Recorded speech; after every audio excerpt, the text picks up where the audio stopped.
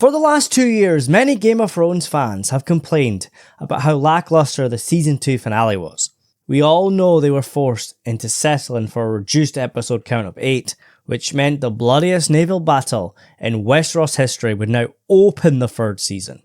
The Battle of the Gullet is one of the most infamous moments in the Dance of the Dragons, and I cannot think of a better way to win fans back than a grand spectacle of Targaryen power. For some, this episode will be a 10 out of 10, rivaling the best of Thrones, whilst for others it will destroy all their hopes and dreams. Personally, I am somewhere in the middle. I would probably give it a solid 6 or 7 out of 10. Some of the changes and additions have worked, whilst others only frustrate me. But just like George R. Martin, I have accepted this is no longer his story from Fire and Blood. And be prepared, this is just the beginning. I have not watched beyond this episode, but it's clear by the end of the third season, book purists will have their pitchforks ready. Salton Sea Fire and Blood is the title of episode 1, and the stars of the show are the kids of House Targaryen and House Velaryon. It clocks in at 66 minutes, but I feel it spends too much time reminding us what happened last episode. Modern writers don't trust their audience to pay attention, so I can't blame them for that. And because it's been a couple years, they had to retread on the same ground. I honestly feel this episode really suffers from being an episode 1 of a brand new season, rather than being the event penultimate episode of the previous. If this episode was released 2 years ago as episode 9 of 10, then it'd be very, very different. And we start with Rhaena on her How to Train Your Dragon mission, but rather than bonding with Toothless, it feels like she's trying to level up Ash Ketchum's Charizard. The entire Rhaena Sheepstealer Nettle situation might be the most controversial change so far, and it's clear the path they're going down.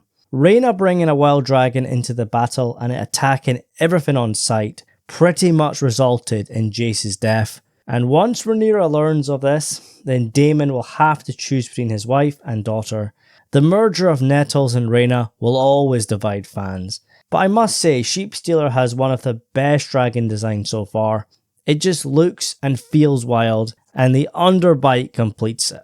Alicent returns from her day trip to see her bestie, and Rhaenyra has fully bought in on her deal, much to the dismay of her council, in particular her son and heir. If by now you aren't fully on board with the Rhaenyra and Alicent show, then unfortunately for you, it's only going to become a bigger deal. Alicent is still the hottest mom in the land, but at times it feels like they're trying so hard to give her something to do, and I have no words for the kiss between her and Aemond. We know that Aemond has mummy issues, but this is the second time now, third if you count Daemon at Harrenhal. Is someone on the writing staff trying to tell us something? Aegon and Larys are on the run, but unfortunately for them, they run into men loyal to Rhaenyra. They give up their identities for their lives, and that's really about it. Expect a lot more of them in the coming weeks. I suppose all the big players need their 5 minutes of screen time. I just hope they don't bring them back for 2-minute cameos. But on a more positive note, Daemon wages war in the Riverlands. The Rogue Prince is still by far the best character on this show, and has now got the Northern men on his side, who have come to die for the Dragon Queen. They bring Daemon the head of Lord Jason Lannister, and I'm sure most people marked out at the sight of those direwolf banners. And on the opposing side, the Hightower forces are on the move with their new lord, Alicent's cousin, Ormond. And by the looks of it, he not only has a substance problem, but he has Viserys and Alicent's youngest son as his ward. Daeron is a fan favourite, and he finally makes an appearance. From the looks of it, the Hightowers prefer him, the Targaryen with darker hair who grew up in Old Town and shares their beliefs, as the next king.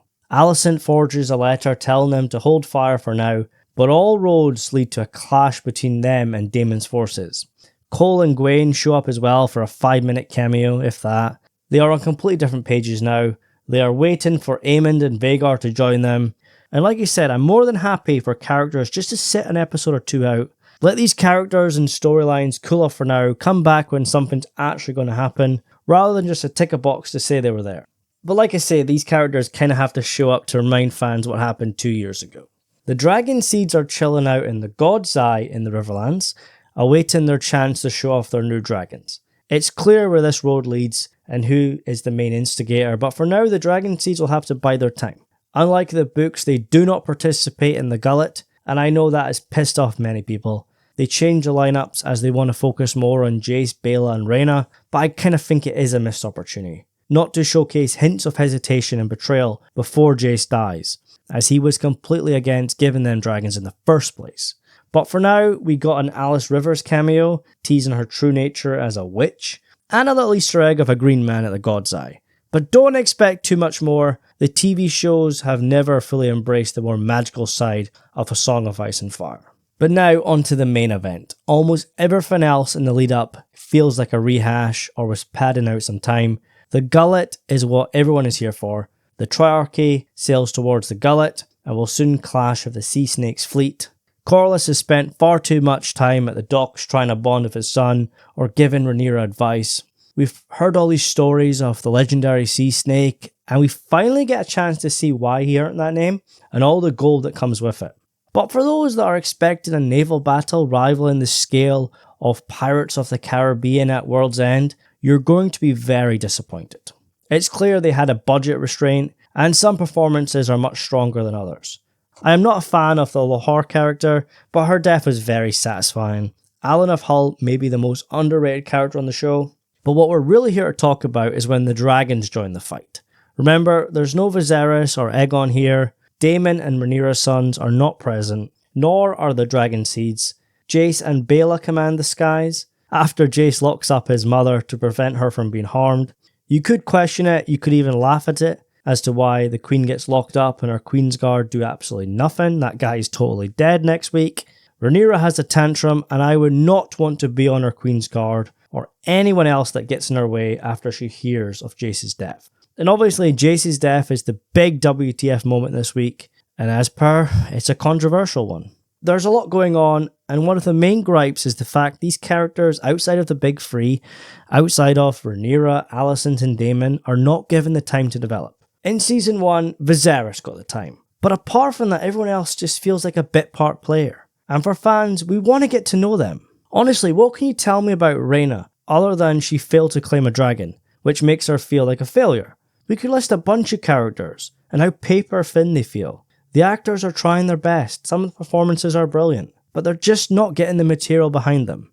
And this episode really highlights a huge flaw for the show. It almost feels like each scene is on the clock. The characters deliver some ambiguous dialogue, then we move on to the next, without spending the appropriate time to build them up. One of the greatest strengths of Thrones had was its ability to let characters sit on the bench for an episode or two. Jon and Dany and Tyrion didn't show up every week. Towards the end they did, but in the middle, at the beginning, they didn't. They were allowed to sit out and other characters were given time, such as Robb Stark. There's a reason why his death, alongside his mother, is one of the most impactful moments in Game of Thrones. Take away the shock value and the gruesome violence, you learn to care for those characters, even with their flaws. And it was because you spent time getting to know them. It clearly have time and budget constraints, and the cast is pretty large for how many episodes they have, but I just want to spend more time with these characters and get to know them each week. And when the inevitable death comes, I could actually feel something. Jace's death is the big death, and I honestly didn't feel that much.